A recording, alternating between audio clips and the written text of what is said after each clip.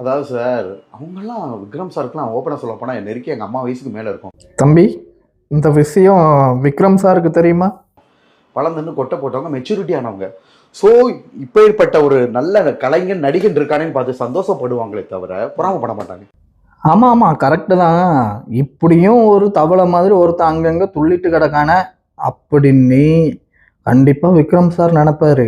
கர்மம், இவன் வீடியோவெல்லாம் நம்ம பார்க்க வேண்டியது இருக்கன்னு கூட நினைச்சாலும் நினைப்பாரு. அவங்க ஏஜுக்கு வந்து இந்த மாதிரி பார்க்குறப்போ இப்படியும் திறமை வாய்ந்தவங்க இருக்காங்களா? எல்லாரும் சொல்றாங்கம்மா, மதுரையில கூட ஒரு பேர் வச்சாங்க, குட்டி நடிகர் திலகம்.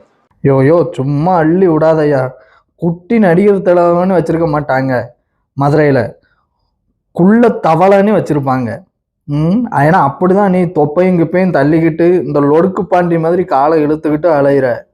சிவாஜி கணேசனோட உயிரை ஒரு உடம்புல அடைச்சிருக்கு. சிவாஜி கணேசன் மாதிரியே நடிக்கிறாரு. நல்ல வேலை, இந்த பேச்செல்லாம் கேட்கறதுக்கு நடிகர் திலகம் இருக்கக்கூடாதுன்னு முன்னாடியே செத்து போயிட்டாரு.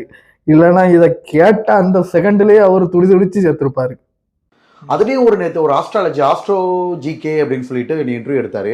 உங்க ஜாதகத்தை அமுச்சு விடுங்க, பிறந்த நேரம். இப்போ நிறைய யூடியூபர்ஸ் மீடியாலாம் அதுவும் கேட்க ஆரம்பிச்சிட்டாங்க. பிறந்த நேரம், டைம் அதெல்லாம் பார்த்துட்டு என்னோட ஜாதகம், ராஜராஜ சோழனோட ஜாதகமோ, எம்ஜிஆரோட ஜாதகம், அப்புறம் சிவாஜி, எஸ்பிபி, இவங்க 4 பேரையும் ஒத்து போதாமா? ஷே, இதை கேட்ட உடனே என் செருப்பு வந்து போச்சப்பா. இப்படிலாம் சொல்லிக்கிட்டு நீ தெரியறதுனால தான் உன்னை வாயில இருந்து அது வரைக்கும் குத்தி அனுப்புறாங்க. அது தெரிஞ்சுக்க அந்த நட்சத்திர அமைப்புகள். பட் அவங்க என்னன்னா ஆஸ்ட்ராலஜிக்கலா சொல்றாங்க.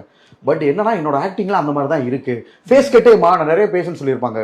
ஃபோட்டோ ஃபேஸ் நல்ல ஃபேஸாக இருக்கு, சிவாஜியோட ஃபேஸ் கட்டு இவருக்கு தெரியுது, அந்த மாதிரி சிலர் சொல்றாங்கம்மா. ஸோ ஒரு பெரிய நடிகர்கள் இதை பார்த்தா சந்தோஷம் தான் படுவாங்களே தவிர ஊக்குவிக்கணும்னு நினைப்பாங்கம்மா.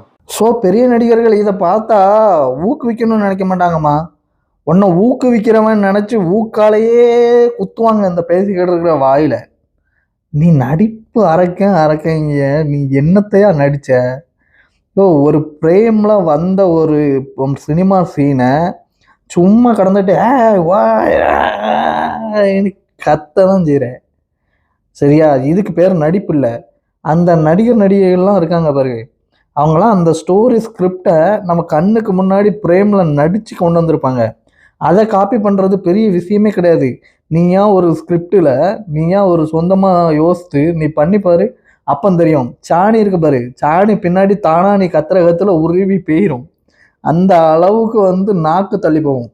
அவங்க ஏற்கனவே பண்ணின ஒரு இதை நீ காப்பி பேஸ்ட் பண்ணுற, அதுவும் ஒழுங்காக கர்மம் பிடிச்சவனை பண்ணி தொலைக்க மாட்டேங்க. ஓன்னு கத்துற உன் சீன் எல்லாத்தையும் பார்த்து உலகமகா சீனுன்னு உன்னை யாரும் நடிகனாவே ஒத்துக்க மாட்டேங்காங்க.